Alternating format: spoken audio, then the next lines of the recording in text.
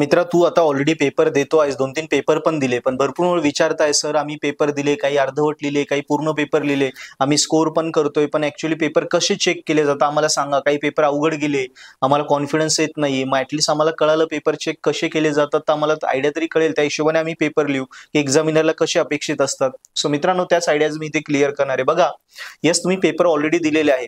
पेपरमध्ये कसं असतं, आता समजा पेपर संपल्यानंतर काय असतं, प्रत्येक आता आपलं पुणे युनिव्हर्सिटी म्हणजे 3 जिल्ह्यात येतं बरोबर. अहिल्यादेवी नगर, नाशिक आणि पुणे या 3 जिल्ह्यात, प्रत्येक जिल्ह्यामध्ये एक एक कॅप सेंटर असतं. ओके, 1 ते 2 पुण्यामध्ये 2-3 कॅप सेंटर असणार. असं त्या कॅप सेंटरवर पूर्ण सगळीकडच्या आजूबाजूच्या कॉलेजचे पेपर येतात आणि जेव्हा एक डेट असते टीचर्सला, त्या डेटला सगळे शिक्षक त्या कॉलेजमध्ये, कॅप सेंटर म्हणजे कॉलेज, त्या कॉलेजला कॅप सेंटर अलोकेट केले जातं. ते प्रत्येक सेमिस्टरला चेंज होत जातं कॅप सेंटर. आधी हे कॉलेज असेल, नेक्स्ट सेमला ते असेल आणि ठराविक विषयांचं कॅप सेंटर ते असतं. तिथे येऊन सगळे टीचर्स येतात आणि पेपर चेकिंगला सुरुवात करतात. ओके, आता ही आली स्टार्टिंगची प्रोसेस. याच्यामध्ये आता पेपर कसे तुझे चेक होतात, जर मी सांगतो तुला काही महत्वाच्या गोष्टी पण त्या खऱ्या गरजेच्या आहे. आता न्यूमरिकल सब्जेक्ट असतील ते जर तू स्टेप्स वाईज लिहिले असतील, फॉर्म्युले वगैरे मेन्शन केले असतील, स्टेप्स वाईज लिहिले असतील तर तुझा पेपर अजून प्रॉपरली मोकळ्या हाताने चेक होतो. म्हणजे एक्झामिनरला कळतं यार हा पोरगा हुशार आहे आणि स्टेप्स वाईज लिहिले, सगळ्या स्टेप्स फॉलो केले आहे, सो त्याला मोकळ्या हाताने मार्क दिले जातात. आन्सर्सला बॉक्स असतील, त्याच्यानंतर फॉर्म्युले केलेले असतील, फॉर्म्युले नुसते जरी लिहिले, पूर्ण आन्सर नाही लिहिलं पण ऍटलीस्ट फॉर्म्युले जरी लिहिले तर फॉर्म्युला अर्धा एक मार्क दिला जातो. सो या पण गोष्टी लक्षात ठेव, म्हणजे पुढच्या पेपरला तरी तुला ह्या गोष्टी अजून फॉलो करता येईल. आन्सरला बॉक्स असतील, थोडं प्रेझेंटेशन चांगलं असेल तर अजून मोकळ्या हाताने पेपर चेक होतो.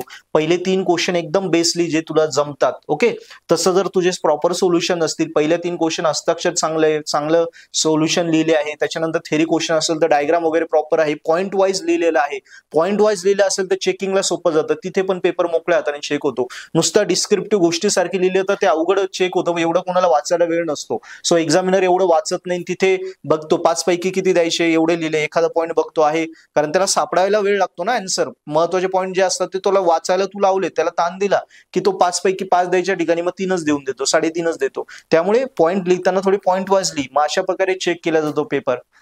म्हणजे सगळं हे शिक्षकाच्या मानसिकतेवर म्हणजे सायकोलॉजीवर अवलंबून आहे. सायकोलॉजी ही तुझ्या प्रेझेंटेशनवर आहे आणि तू पहिले 3 क्वेश्चन काय बेस लिहिले त्याच्यावर अवलंबून आहे. त्याच्यानंतर अजून काय असतं, पेपर चेक करताना जर तू क्वेश्चन नंबर 1 लिहिला, 1 मधला ए बी लिहिला आणि डायरेक्ट मग क्वेश्चन नंबर 3 मधला सी लिहिला, नंतर 3 नंतर क्वेश्चन नंबर 4 आला, 5 आला आणि तुला आठवलं मग क्वेश्चन 1 मधला मला सी राहून गेला, तो आत्ता आठवतोय, मग क्वेश्चन 5 नंतर 1 मधला सी लिहिला, असे क्वेश्चनच्या बीट्सच्या सिक्वेन्स चुकवल्या.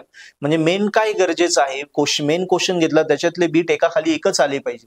भले बीट मध्ये सिक्वेन्स बदलली तर चालेल, पण ते बीट त्या क्वेश्चन मध्ये एका खाली एकच आली पाहिजे. तू नेमकी ह्या बीट नंतर 2-3 क्वेश्चन लिहिले, नंतर ह्या क्वेश्चनचा राहिलेला बीट लिहिला, असं जर तुझं असेल तर मग नंतर ऍडिशन करताना तो ताण होतो. टीचरला क्वेश्चन नंबर 1 चे काही क्वेश्चन इकडे भेटतात, काही तिकडे भेटतात, मग ते ऍड करायचे, मग पेपर खूप चेक करायचे असतात बरोबर. मग रिव्हॅल्युएशनला म्हणजे ऍडिशन करताना तिथे चुका होता. म्हणून आपल्याला कधी कधी बघा रिव्हॅल्युएशनला आपण टाकतो, फोटोकॉपी मागवतो की काय झालं, मी तर एवढा पेपर लिहिला होता तरी पेपरला एवढे कमी मार्क आले. हे का होतं आहे का, ह्या बारीक बारीक चुकांमुळे. मग ह्या पेपर चेक करताना ह्या पण गोष्टी बघितल्या जातात की मुलांनी पेपर सिक्वेन्स वाईज लिहिला आहे का, प्रॉपर पॉईंट वाईज आन्सर दिले का, डायग्राम्स वगैरे प्रॉपर आहेत का, त्यांना लेबलिंग आहे का, लेबलिंग नसेल तर मार्क कमी होता, लेबलिंग असेल तर तिथे मार्क दिले जातात. काही काही क्वेश्चन आहे त्याला सर्किट डायग्राम पाहिजे, समजा इलेक्ट्रॉनिक्सचे क्वेश्चन आहे, कॉम्प्युटरचे वगैरे काही क्वेश्चन्स असतात, जसं डेटाबेस वगैरे लँग्वेजचे क्वेश्चन, त्याच्यामध्ये आपल्याला कोड काही कोड लिहायला लागतो, काही लॉजिक लिहायला लागतं, ते प्रॉपरली पाहिजे, डायग्राम्स आहे त्या प्रॉपर, असं असेल तिथे फुल मार्क दिले जातात, नसेल तर मार्क कट केले जातात. न्यूमरिकल मध्ये स्टेप्स वाईजच आलं पाहिजे, त्यात फॉर्म्युले प्रॉपर पाहिजे, ह्या गोष्टी प्रॉपर असेल तिथे फुल मार्क भेटतात. सो ह्या काही आयडियाज आहे ज्या पेपर चेक करायच्या एकदा. आणि पेपर हा 3 स्तरावर कुणाचा चेक होतो, ज्याला खूप चांगले मार्क आहे 70 पैकी, ज्याला मिड लेवलला मार्क आहे त्याचे 2 लेवलला, आणि जो फेल आहे किंवा बिलो 20 आहे त्याचा पेपर एकदाच चेक होतो. सो या वेने पेपर चेक होतात. म्हणजे पहिल्यांदा पेपर चेक झाला चेकरकडनं, सेकंड टाइमला जातो तो मॉडरेटरकडनं. मॉडरेटर पहिल्यांदा पेपर चेक केल्यानंतर चेकरच्या चुका काही झाल्या का ते मॉडरेटर बघतो,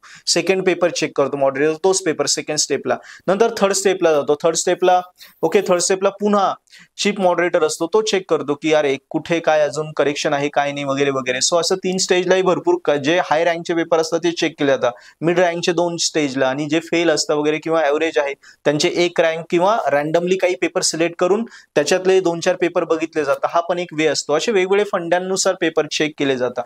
सो त्यामुळे आपण प्लस मायनस वगैरे चुकवायचं नाही. मार्क आपल्याला लिहिताना सगळं व्यवस्थित आन्सर लिहिलं की चेक करून घ्यायचं, बारीक बारीक गोष्टी फॉलो करायच्या, जेणेकरून आपले पेपर प्रॉपरली किती वेळा चेक झाले तरी आपल्याला मार्क कट केले नाही जाणार आणि आपण नक्की स्कोर करू.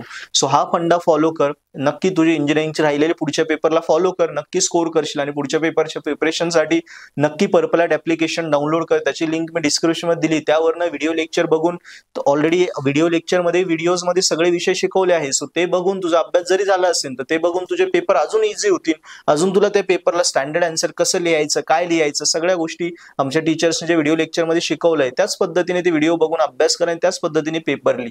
येस, प्लस तिथे पेपर सोल्युशन सुद्धा दिले आहे. सो पेपर सोल्युशन मध्ये तुला कळून जाईल स्टँडर्ड आन्सर कसं पाहिजे, त्या पद्धतीने स्टँडर्ड आन्सर भेटलं तर तुला तर फुल मार्क भेटतील. आणि चॅनल आपला नक्की सबस्क्राईब कर. ओके, आणि व्हिडिओ मित्रांना शेअर कर, काही डाऊट आला कमेंट मध्ये लिही, अभ्यास चांगला कर, पुढचे पेपर बेस्ट दे.